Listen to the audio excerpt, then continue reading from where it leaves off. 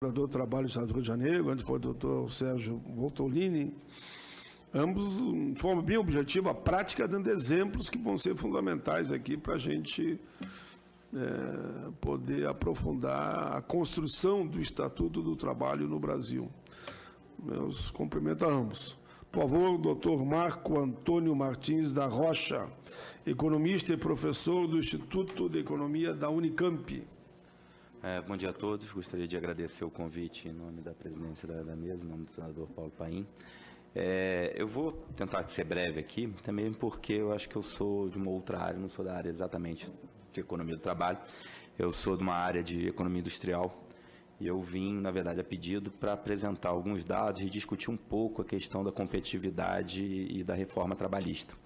Porque eu acho que, no fundo, o argumento-chave aí da questão é que, bem, a reforma trabalhista não se constituía apenas num pacote de maldade em relação ao trabalhador, mas se constituía como uma espécie de tentativa de recuperar a produtividade industrial, a competitividade industrial brasileira, e nesse sentido ela era inevitável por conta da crise que está ocorrendo no Brasil e como uma tentativa de recuperação frente à crise econômica que nós estamos vivendo.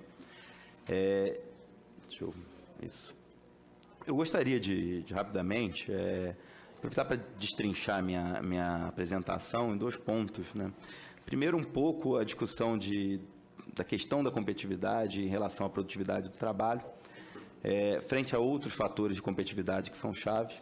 E, em segundo, falar um pouco sobre o problema conjuntural, quer dizer, a crise propriamente dita que está ocorrendo dentro do sistema produtivo brasileiro, e o problema estrutural, quer dizer, um problema de longa data em relação à perda de competitividade brasileira, que vem se alongando aí pelo menos desde a década de 80, e que tem uma série de motivos que, na minha opinião, não serão tocados pela reforma trabalhista.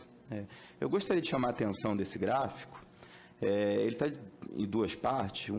Isso aí é a taxa de crescimento da produtividade do trabalho da América Latina, que são as barras à esquerda, a média de 2001 a 2007. A gente vê que a América Latina tem um crescimento muito, muito baixo da produtividade. De modo geral, eu separei Brasil, Argentina, Chile, México e uma média da América Latina e um outro conjunto de economias asiáticas, particularmente concorrentes de alguns setores industriais brasileiros, como China, Índia, Vietnã, Taiwan e Malásia. Se a gente reparar, a gente vai ver que o crescimento da produtividade, as taxas realmente grandes de crescimento da produtividade do trabalho, se concentram na economia asiática, enquanto a estagnação da produtividade do trabalho é tipicamente um fenômeno que vem ocorrendo na América Latina, não só no Brasil. A gente está dando para ver que o Brasil está ali bem dentro, em alguns pontos, né, antes da crise. Estava até acima da média da América Latina de crescimento, que é um crescimento bem modesto. E depois da crise que a gente tem um grande problema de queda da produtividade do trabalho no Brasil. Eu gostaria de chamar a atenção que a produtividade do trabalho é um fator extremamente cíclico, né? Quer dizer, quando você tem estagnação econômica, quando você tem crise econômica, é de se esperar que a produtividade do trabalho caia muito, caia mais proporcionalmente do que a queda, inclusive, do produto. Então, a questão é a seguinte, bem, a gente está tentando fazer uma reforma trabalhista que, na verdade, visa melhorar a produtividade do trabalho frente ao custo do trabalho. Quer dizer, você olha a produtividade do trabalho sempre referente ao custo do trabalho frente à produtividade que esse trabalho gera. Exemplo, um trabalhador alemão custa muito, mas o produto, né, que ele gera é muito superior ao produto do trabalhador brasileiro. Portanto, o custo do trabalho do trabalhador alemão se torna irrelevante frente à sua produtividade econômica, né? O que está se colocando justamente a gente precisa reduzir o custo do trabalho brasileiro para podermos melhorar o problema da produtividade do trabalho no Brasil, né? Gostaria de chamar a atenção primeiro que a produtividade do trabalho é apenas um dos fatores de competitividade e possivelmente o fator de menor importância, né, frente ao que a gente pode chamar de fatores sistêmicos, como, por exemplo, parque de infraestrutura ou a própria estrutura logística desse país, que tudo contribui também para esses fatores, porta da fábrica para fora, para aumentar a competitividade do trabalho. Então, em primeiro lugar, eu gostaria de chamar a atenção que a gente está se concentrando, na verdade, em um ganho de competitividade que é extremamente limitado, né, incide muito sobre o trabalhador, quer dizer, o ônus desse processo vai todo frente ao trabalhador, e que dificilmente a gente vai esperar que a gente vai recuperar taxas de crescimento da produtividade, mesmo com a reforma trabalhista, como as que têm ocorrido na Ásia. Eu vou discutir um pouco essa questão. Eu gostaria de chamar a atenção, primeiro, para os fatores que provocaram justamente essa queda da produtividade no pós-crise, que não estão relacionados justamente ao custo do trabalho, mas a fatores extremamente conjunturais da economia brasileira. Gostaria de chamar a atenção do primeiro gráfico ali à esquerda, que relaciona os custos dos produtos vendidos, incluindo o custo do trabalho, das despesas financeiras das empresas de capital aberto no Brasil. Dá para perceber ali, começando com base 100 em 2010, como o crescimento dos custos se concentrou quase que exclusivamente no crescimento das despesas financeiras, resultando ali no gráfico à direita naquela queda ali da margem líquida expressiva e num problema grave de rentabilidade das grandes empresas brasileiras, sobretudo nesse período do pós-crise. Isso levou ao aumento do sobreendividamento, à queda da lucratividade e virtual interrupção dos investimentos e a crise econômica que a gente vem vivendo. Com isso, a produtividade do trabalho, obviamente, despencou a níveis como a gente viu no gráfico anterior. Se a gente olhar a distribuição do valor adicionado pelas certas empresas, as barras azul escuras ali à esquerda, que são o valor adicionado distribuído para o trabalho, a gente vê que permaneceu também constante ao longo desses anos de crise. Novamente, o que subiu em termos de absorção do valor adicionado foram novamente as despesas financeiras. Eu gostaria de chamar a atenção como no X do problema não está o custo do trabalho. Assim como do ganho de produtividade, também não está no X do problema a produtividade do trabalho, e sim de outros fatores sistêmicos não relacionados exatamente ao trabalho. Agora, passando para o problema estrutural, que esse é um problema já de longa data, que a gente mapeou um pouco, a questão da produtividade do trabalho não está na raiz da crise que a gente está vivendo. É uma crise eminentemente financeira, é uma crise de balanço, isso está provocando a crise brasileira, e isso não será tocado a partir da reforma trabalhista. A reforma trabalhista não terá efeito nenhum em relação ao tipo de crise que a gente está vivendo no Brasil. Eu acho que isso é uma questão importante. Qual é o problema estrutural? Na fonte da com os dados da OECD, a gente dá para ver nos gráficos ali à direita, ainda que um tanto pequeno, a evolução da produtividade do trabalho em uma série de economias, começando em 71 e indo até 2015.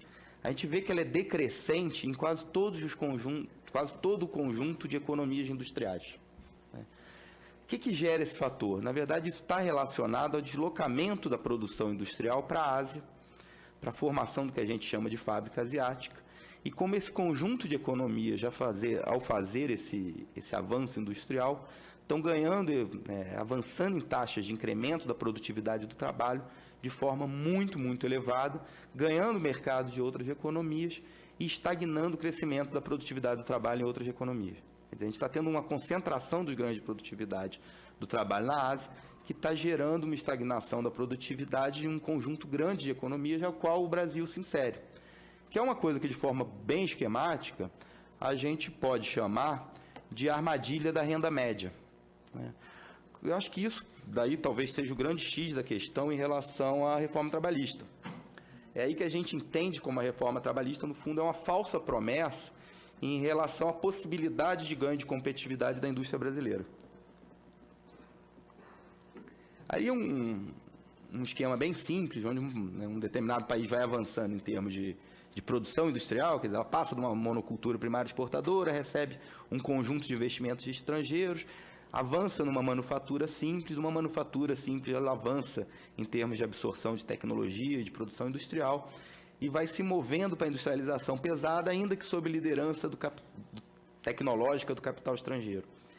Isso foi o patamar onde a industrialização do Brasil estagnou ali na década de 80. Quer dizer, a gente não fez o salto para fugir dessa armadilha da renda média e dar o salto seguinte, que é do domínio tecnológico e capacitação tecnológica dos produtores nacionais para disputar o mercado internacional. Com isso, o que a gente fica? A gente fica, na verdade, imprensado entre um conjunto de países que promoveram o avanço tecnológico, ganharam competitividade em termos de produção tecnológica, de avanço do seu sistema nacional de inovação, e um conjunto de países que ainda não fizeram sua urbanização, estão em processo de urbanização e estão crescendo a produtividade principalmente calcado em salários baixos, que ainda podem pagar, porque não fizeram sua urbanização, e estão subindo na escala de produção industrial e alcançando o Brasil. Com isso, o Brasil está ficando estagnado, está ficando imprensado em dois mundos.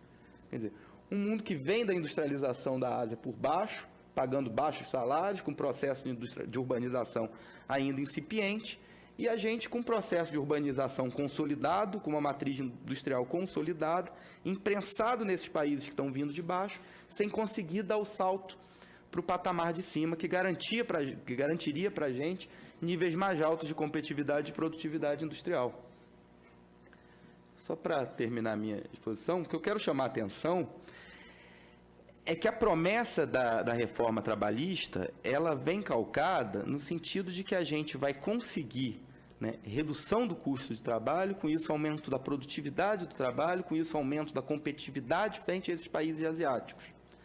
Só que existem limites históricos para a redução do custo do trabalho, que são dados justamente pelo avanço do processo de industrialização e de urbanização que é feito no Brasil. Coisa bem simples, não dá para andar para trás. A gente não dá para reproduzir com a estrutura social que o Brasil tem salários de Vietnã e Bangladesh. Né? Com isso, o que a gente consegue? A gente consegue dilacerar o nosso tecido social.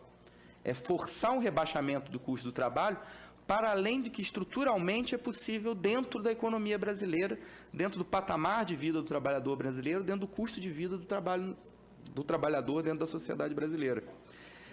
Qual é a questão? É o que eu gosto de chamar de corrida para o fundo do poço, um nome bem utilizado na literatura. A gente tenta fazer essa redução do custo do trabalho, não consegue ganhar competitividade por conta desses fatores estruturais, mas com isso a gente desestrutura o nosso mercado interno, que na verdade é um dos únicos ativos que nós temos para conseguir sair dessa crise, através da pauperização da nossa força de trabalho. A gente desestrutura o nosso mercado interno, com isso a gente tem uma redução dos investimentos das escalas produtivas, que vai afetar novamente a produtividade e a lucratividade das grandes empresas brasileiras e que vai gerar mais uma rodada de aumento de importação e possivelmente mais uma proposta de uma nova reforma trabalhista, de novos ganhos de competitividade, num circuito que não se encerra nunca, que vai sempre prometendo que vai ter ganhos de competitividade a partir do acerramento, a partir do aumento das reformas trabalhistas, da diminuição do custo do trabalho, só que estruturalmente a gente não consegue alcançar o patamar de custo trabalhista dessas economias que estão fazendo esse processo de ascensão industrial. Mas o custo disso é a desestruturação do nosso próprio mercado interno. Eu acho que, inclusive, boa parte do empresariado nacional, que vende para o mercado interno e não é exportador, não se atentou ainda a esse fato, de que a reforma trabalhista vai desestruturar, inclusive, o seu mercado interno. Né? E o único fator de proteção frente à invasão dos produtos asiáticos, o empresário brasileiro está perdendo justamente ao apoiar essa reforma trabalhista. Como próprio concluiu, eu gostaria de chamar a atenção de como isso é uma falsa promessa. Na verdade, isso promete um ganho de competitividade que não vai haver, porque estruturalmente ele não é possível, e ao mesmo tempo ele desestrutura completamente a sociedade brasileira, esgarçando completamente o tecido social. O grande exemplo de onde isso foi feito, por conta desse mesmo discurso, é o México. E hoje a gente vê a situação do México. O ganho de produtividade foi pequeno, mesmo nas cadeias ligadas à economia norte-americana, e eu acho que o Estado mexicano e a situação da sociedade mexicana hoje dispensa comentários frente ao que a gente vê nos noticiários quase que diariamente. Obrigado, gostaria de concluir minha fala por aqui. Muito bem, doutor Marco Antônio Martins Rocha, economista e professor do Instituto de Economia da Unicamp, que desmonta a tese que a reforma trabalhista queria gerar produtividade, desenvolvimento econômico, social, mais emprego. Belo estudo. Aquele da armadilha ali, inclusive, perfeito, né? Ainda bem que vai ficar as cópias para a gente poder depois trabalhar aqui. Parabéns, doutor. Parabéns à Unicamp. Por favor, a juíza do trabalho da 6ª Região, diretora de Cidadania e Direitos Humanos da Associação Nacional dos Magistrados. Tudo bem, doutora Luciana Paula Conforte, juíza do trabalho, que falou pela Ana Matra. Agora, Marco Antônio Martins Rocha, economista e professor da Unicamp. Agradeço mais uma vez a comissão, ao senador Paulo Paim pelo convite. Fico feliz de ter fornecido subsídio para essa discussão. Eu gostaria de ser bem breve e fazer alguns comentários em cima do que eu já fiz. Mas chamar atenção para um fato. Competitividade só se discute seriamente quando se discute projeto de nação. Não existe discussão de competitividade sem discutir projeto de nação. É simples assim. A gente quer ser competitivo em relação ao quê? Em relação às fábricas de vestuário no Sudeste Asiático, com trabalho análogo a escravo, ou a gente quer ser competitivo em relação à indústria de alta tecnologia, à indústria moderna da Escandinávia ou do Centro Europeu? É assim que se coloca a discussão sobre competitividade.